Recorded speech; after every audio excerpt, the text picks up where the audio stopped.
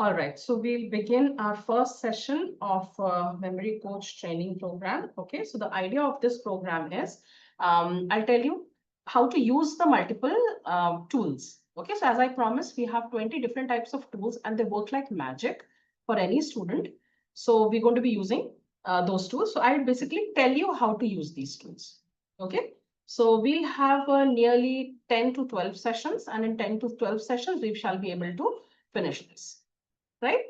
And if you have any questions, please keep writing it down with yourself and we will discuss it all towards the end. About the book, you'll soon receive it, okay? And this is going to be your book. So memory tools for the schools, okay? This is what we give our students if they're coming to us for any academic program, okay? So this program is basically for academic programs. Now, what do we do in this? So we'll start with the index.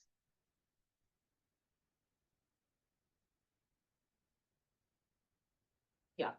So here is the first topic, okay? The 3 secrets inside your head, this is what we need to understand. So as coaches, as trainers, as parents, as adults, we need to have an understanding of what the 3 secrets are and how do we use them. Okay, so let me just, so basically 3 secrets when we talk about, it's about, what exists inside your head. So that is, number 1 is your brain. Okay, and I'm not talking about any kind of neuroscience. I'm not anyone who's into that, right? All I understand as an educationist is that how and why we remember things when it comes to academics. What are the things that help students? What are the things that pose a challenge to the students? So that's what we're going to be basically catering to. Okay, so I'll be sharing my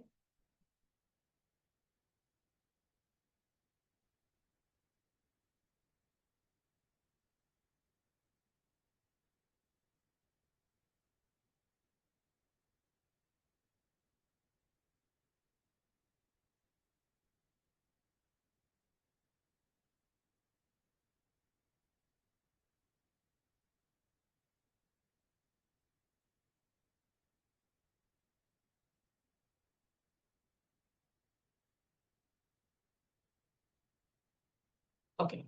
So let's understand.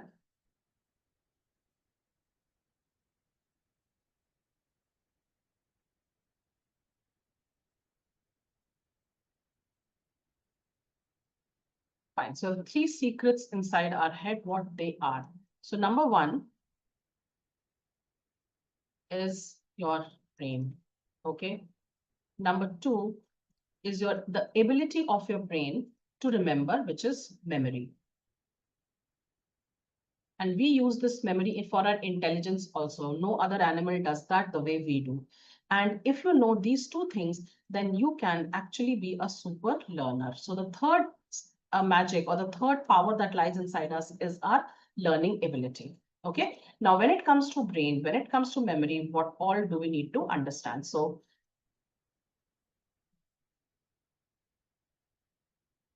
let's go to chapter number 1. So the 3 secrets, number 1 is brain.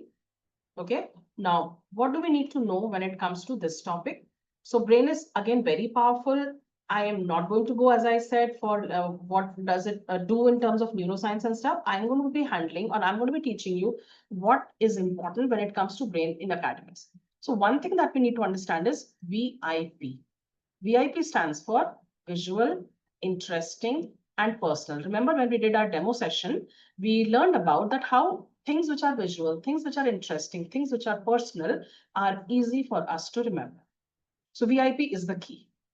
Then comes the second thing, how to make anything interesting. So if you want to make anything interesting, just apply the formula of dynamic. What is dynamic? If there is a lot of drama in anything, if you are involved in something, if anything becomes noticeable, it is different from the surrounding, it is unique, or if there is some animation or action, you are doing something, there is some movement involved, or maybe things are illogical or things are creative, that will make information interesting, right? So all these things make the information interesting. So how do we make anything interesting? By involving drama, involving you, making things noticeable, and so on.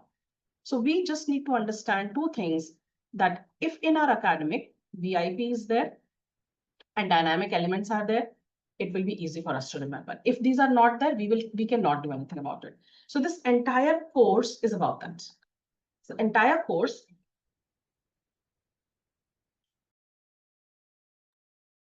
is going to talk about this only. Okay. Second thing, the second secret, memory. Now, many times we don't know how memory happens. What is memory?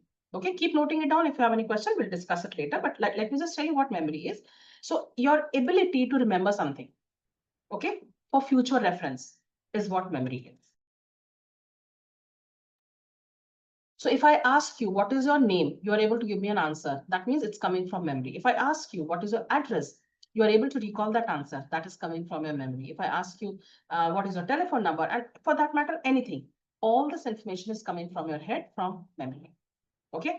Now, memory happens it's a process. So memory is a work. It's a task. We do it. And there are 3 steps involved in it. When we usually think about memory, we always talk about, like examination. I am asked to write an answer. And that is the recall part of memory. So recalling is basically taking out information from inside your head. That is what is recall. So examination is about recall. Doing an interview and being able to remember important facts, that's about recall. So we are always judged based upon our recall. Now, recall will only happen if the first 2 other steps have taken place properly. What are the other 2 steps?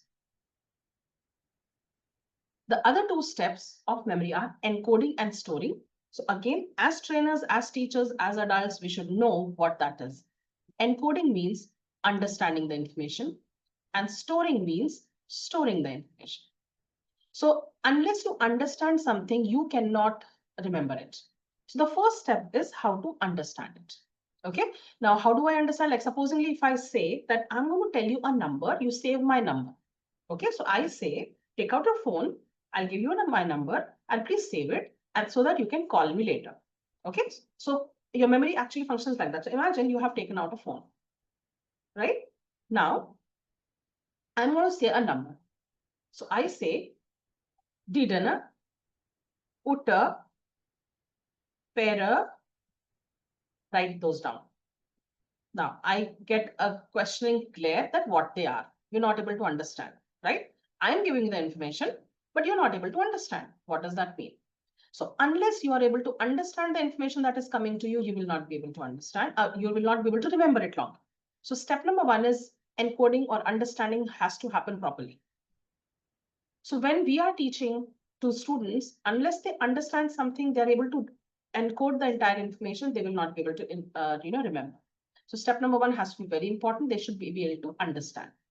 Second thing is storing. Now, this is actually a very powerful thing. Right now, we understand information, but still we face certain challenges. Like, for example, a child is giving an exam. Okay, they're writing the exam. One question they are not able to recall. So there is a 10-page question. There are 10 questions in that, and one question they're not able to recall. And what do? They say, all right, I'll do one thing. I'll just wait for this answer to come to me. And meanwhile, I'll attempt the entire paper. So they will attempt the entire paper, come back to the first question, this third question, maybe in the last 10 minutes. Now they're trying to recall this answer. It's not coming.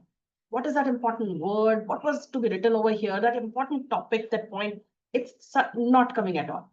Okay. And I'm sure this must have happened with you also, because everyone has gone through this.